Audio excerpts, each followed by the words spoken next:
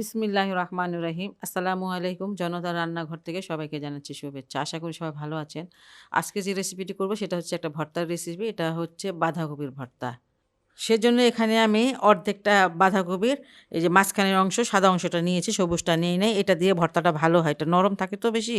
এটা দিয়ে ভর্তাটা ভালো হয়। আপনারা যেমন যতটুকু আপনাদের লাগে অতটুকু নিয়ে নিবেন।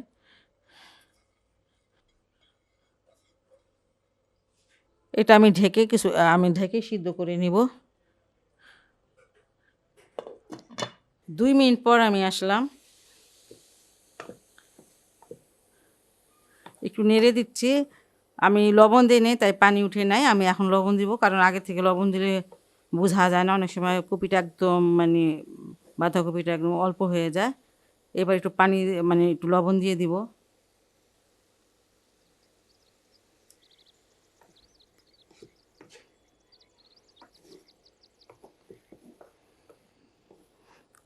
এবার আঁচটাকে একদম কম দিয়ে আমি প্রায় ৪ মিনিটের মধ্যে এটা সিদ্ধ করে নিব। দেখেন অর্ধেকের থেকেও কমে গেছে এখনই। আরও কমে যাবে।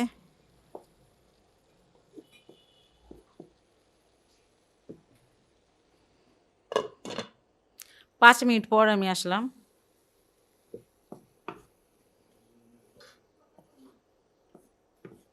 এটা সিদ্ধ প্রায় হয়ে গেছে, কিন্তু একটু পানি আছে।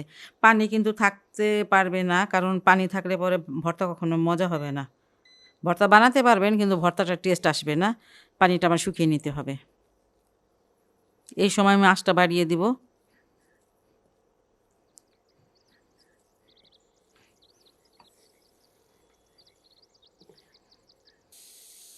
দেখতে পাচ্ছেন একদম ভাজা ভাজা করে ফেলছি, কারণ এটা একটা ফ্লেভার আসে একটু ভাজা ভাজা হলে পরে। আর পানি পানি থাকলে ভালো লাগবে না। আর যাতে পুড়েও না যায়, হ্যাঁ, এটা খেয়াল রাখবেন যাতে পুড়ে না যায়। এটা আমার হয়ে গেল। আমি কিন্তু এখন এটা নামিয়ে রাখবো। একটা ফ্রাই প্যান চুলায় দিয়েছি, আর অল্প একটু তেল দিব। খুব কম তেল দিয়ে দিলাম। এখানে আমি একটা রসুন আস্ত রসুনটাকে আমি এই যে কোয়াগুলো আস্ত রসুন ছিলে নিয়েছি। রসুনটা দিলে ভালো লাগে খেতে, তাই রসুনটা দিলাম। আর রসুনটা একটু আগে ভাজবো।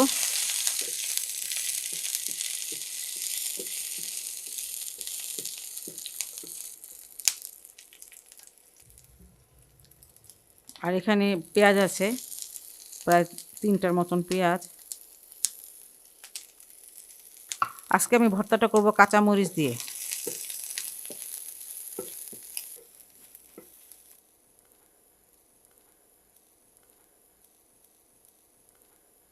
এটা কিছুটা ভাজা হয়ে গেছে। এখন আমি কাঁচামরিচ দিয়ে দিব, ঝালটা যার যার পছন্দ মতন। এখানে প্রায় ৫টার মতন কাঁচামরিচ কুচি আছে, সেটা দিয়ে দিলাম।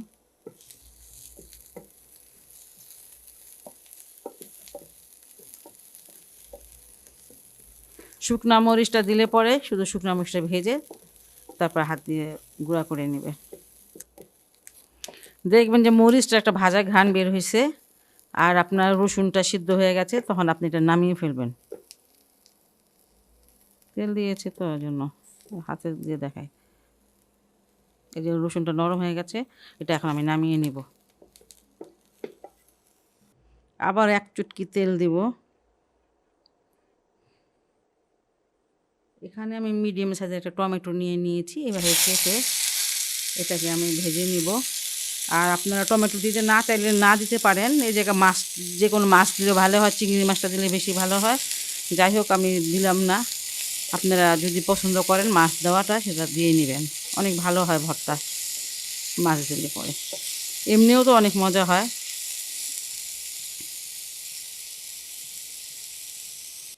টমেটোটাকে আমি ভেজে নিয়েছি। এই যে একদম ভর্তা ভর্তা হয়ে গেছে। এটাকে আমি নামিয়ে নিব। খালি ভর্তা ভর্তা হলে হবে না, এটা পানিটাকে শুকিয়ে নেবেন। যাই হোক, এটা এখন নামিয়ে নিব। ভর্তাটা মাখাতে চলে আসলাম।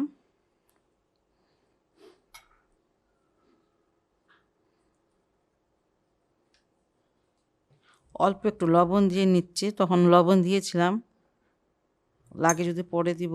আর এগুলো একটু মাখিয়ে নেব। রসুনগুলো একটু ভেঙে ভেঙে নিব। শুকনো মরিচ দিয়ে করলে খুব ভালো হয়, কাঁচা মরিচ দিয়ে করলেও ভালো। অনেকে শুকনো মরিচের ভর্তাটা খান না, শুকনো মরিচই খান না। তাদের জন্য কাঁচা মরিচের ভর্তা। আমরাও খাই কাঁচা মরিচ দিয়ে, শুকনো মরিচ দিয়েও খাই। তবে শুকনো মরিচের ভর্তা বেশি পছন্দ করি। রসুনগুলো আমি ভেঙে নিয়েছি। এখানে আমি টমেটোটা দিয়ে দিলাম। টমেটো মেখে নিই। টমেটোটা দিলে ভালো লাগে খেতে, আর যদি আপনারা পছন্দ না করেন না দিতে পারেন, তবে দিলে অনেক মজা হয়। ধনিয়া পাতাটা দিয়ে দিচ্ছি।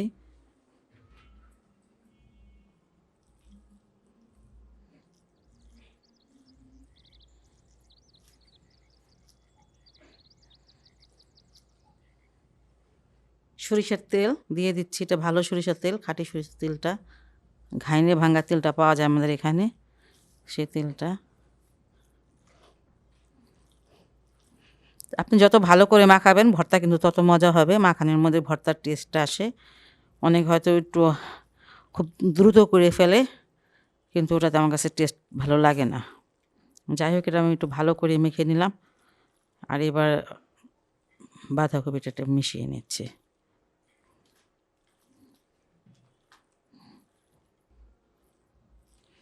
লবণটা একটু কম মনে হলো, তাই একটু লবণ দিচ্ছি। ভর্তাতে লবণ না হলে ভালো লাগে না।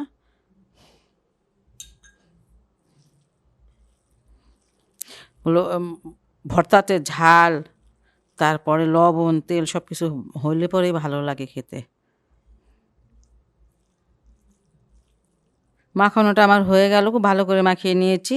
একজন বললেন কি যে মাখালে নাকি পানি চলে আসে ভর্তাতে। না, মাখালে পানি চলে আসে না।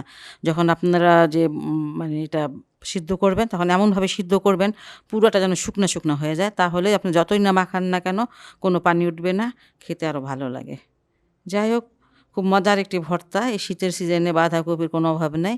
আপনারা বাসায় এটা অবশ্যই ট্রাই করবেন। আর যদি ভালোই লাগে তাহলে তো অবশ্যই অবশ্যই আমার চ্যানেলকে লাইক কমেন্ট সাবস্ক্রাইব করবেন। সবাই ভালো থাকুন, সুস্থ থাকুন, নিরাপদে থাকুন, সেই দোয়া করি। আল্লাহ হাফেজ।